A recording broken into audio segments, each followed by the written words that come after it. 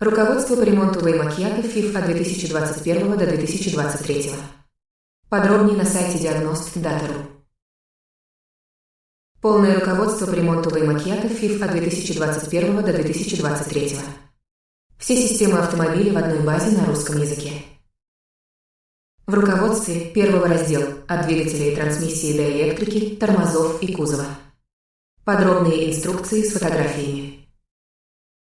Распиновка разъемов, порядок снятия и установки с фотографиями. Ссылка под видео откроет все детальное руководство.